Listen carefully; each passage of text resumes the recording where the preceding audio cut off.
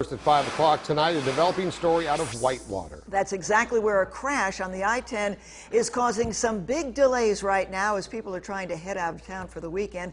We're going to take a look at the KMIR traffic map in conjunction with Waze. As you can see, traffic is nearly at a standstill on the westbound lanes right now. Our David Reese joining us now from the scene to show us more about what's going on. David. Well, I have some good news to report, Gino and Janet. They just reopened all the lanes of the freeway. Traffic is beginning to move through the area. The accident actually took place in the center divider. This was a pickup truck that was towing a big, heavy piece of equipment and apparently blew a tire, and that sent the truck and the trailer into the center divider where it crashed.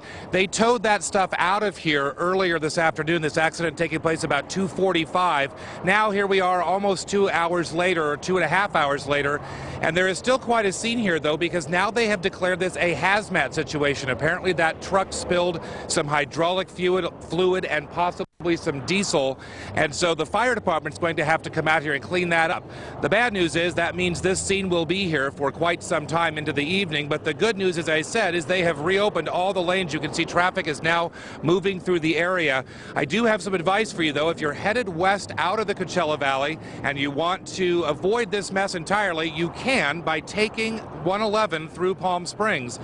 111, as you know, drops you onto the 10 freeway just west of Whitewater, so you can avoid this entirely. When we were arriving on scene, traffic was backed up all the way back to between Indian and Highway 62, so it's going to take some time for that traffic to move through here. So again, the freeway now reopened, but this scene is still active and probably will be here for some time to come. Live on the 10 freeway in Whitewater, I'm David Reese, KMIR News.